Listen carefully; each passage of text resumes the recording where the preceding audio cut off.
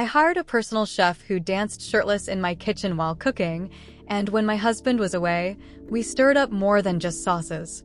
But let's start at the beginning, before the shirt came off. Before I forgot where the line was, or if I'd ever really cared where it was drawn. My name is Valerie. I'm 45, married for 18 years, and I haven't been kissed like I mattered since our youngest left for college. Mark, my husband, works in finance. Corporate.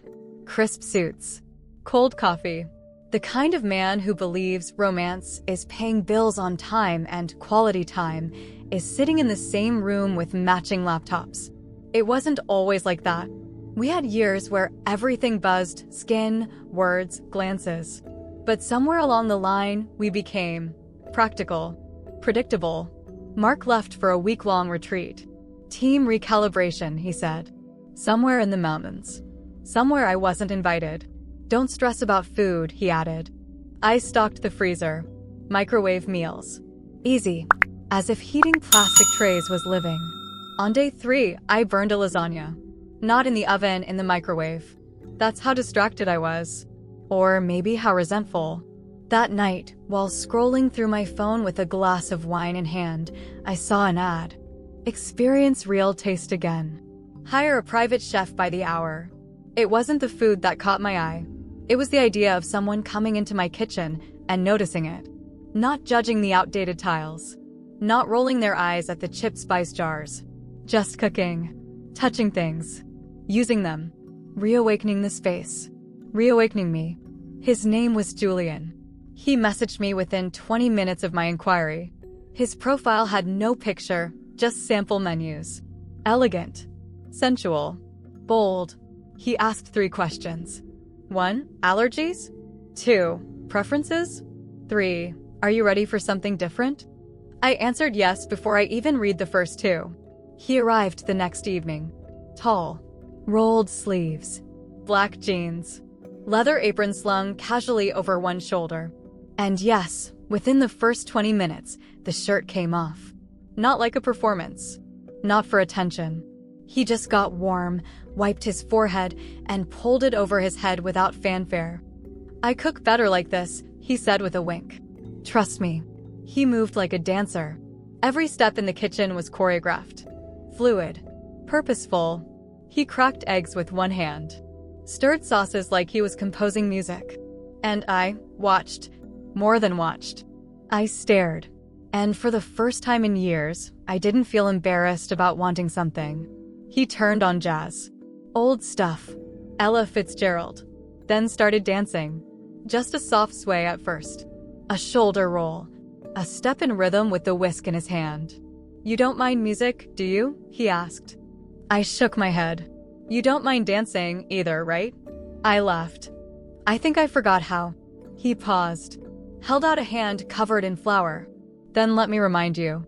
I didn't take it. Not yet. But I didn't look away either. Dinner was unreal. Roasted salmon with lemon butter foam. Truffle risotto. Fresh figs with whipped mascarpone. Each bite was a step closer to something I couldn't name. You have a beautiful kitchen, he said. I scoffed. It's outdated. No, it's lived in. That shut me up. Because no one had complimented anything about me, my space, my clothes, my taste in years. He offered to clean up. I said no. He said, let me. As he wiped the counters, shirtless, humming, I sat with my wine and stared at the way his muscles shifted under the soft yellow light. And then he said it. I like the way you look at me. I choked on my wine. He didn't laugh. He just looked over his shoulder, serious now. You haven't looked at anyone like that in a long time, have you? I didn't answer. Because he was right. He packed up and left. I watched his car pull away and stood by the window long after it disappeared. When Mark called that night, I let it go to voicemail. The next day, Julian messaged me. Would you like something sweet tonight? I replied. Surprise me. He showed up with ingredients for creme brulee and a playlist of French love songs. I was wearing the same robe I'd worn for 10 years. He said, red suits you. It was gray, but I didn't correct him. While the custards chilled, we stood at the counter, shoulder to shoulder. He handed me a spoon. Wanna help caramelize the tops? I laughed. You're letting me touch fire? Controlled fire, he said. Best kind. When our hands touched on the torch, I didn't pull away. The flame hissed. So did something inside me. We didn't speak for a long moment. Then he leaned in. Didn't kiss me, just whispered. I'll come tomorrow too. And I nodded. Tomorrow came. Mark extended his trip. Julian arrived early. This time, there was no talk of menus. No list of dishes. He brought wine. And we opened it before the oven was even warm. He turned on the music and pulled me into the center of the kitchen. Dance with me, he said. And I did, with bare feet and a pounding heart. When the timer went off, neither of us moved. We stirred more than sauces that night, and not just with our hands. That night, we didn't cook. He poured the wine. I turned off the lights. The only thing between us was a breath, a hesitation, and the scent of caramel and citrus lingering from the night before. When he stepped closer, I didn't step back. When he touched my wrist, I didn't flinch. And when he leaned in slow, deliberate, I closed my eyes and let everything I'd been pretending not to feel finally surface. Julian didn't rush. He didn't demand. He treated every moment like a tasting course, slow, intentional, like he was savoring not just my body, but the silence between us, the way I moved, the way I responded. The kitchen, still warm from the oven, became a second skin. I didn't think of Mark. Not when he whispered, "You deserve to feel everything." Not even when I woke up the next morning tangled in a throw blanket on the couch, still wearing nothing but the apron I had jokingly tied around myself hours earlier. I felt alive, hungry, new. But nothing new stays new forever. Julian came back the next night, and the next, and the next. It stopped being about meals. He brought ingredients, yes, but more often than not, we never got past the prep. Chopping turned into touching. Seasoning turned into teasing. He'd smear olive oil across my fingers and then lick it off slowly, like he was tasting me, not the food. We danced. We drank. We laughed so loud I thought the neighbors might hear. But I didn't care, because it felt like the world was finally moving again and I was at the center of it. Then Mark came home early. 2 days early. I was barefoot in the kitchen, slicing peaches for a tart I didn't plan to finish, wearing one of Julian's shirts. The door opened. I turned, and my blood ran cold. Mark stood frozen in the doorway, suit wrinkled from travel, eyes already scanning the room. He saw the wine, the second glass, the shirt. He didn't speak. Not at first. Then, where is he? I swallowed. He's gone. Mark walked in slowly, like he wasn't sure if the floor would hold. You hired a chef, he said flatly. I nodded. He looked down at the plate. No food. I didn't explain. What could I say?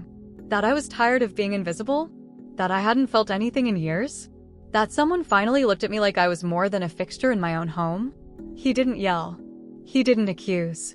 He simply walked past me, poured himself a drink, and sat down at the table like he was waiting for something. Or someone. That night, we didn't speak. He slept in the guest room. I stared at the ceiling, fully clothed, feeling more naked than I had all week. The next day, I found a package on the porch. No return address. Inside, a black box with a ribbon. And inside that, a USB drive. I plugged it into my laptop.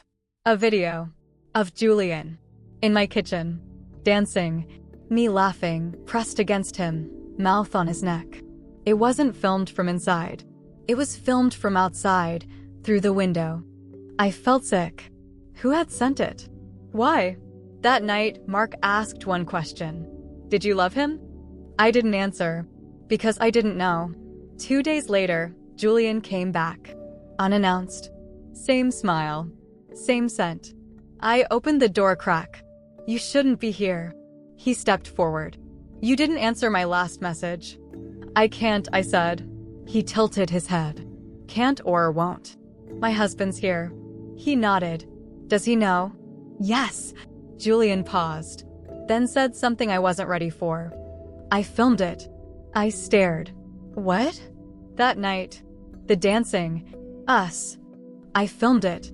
I wanted to remember it. I backed away. You sent the video?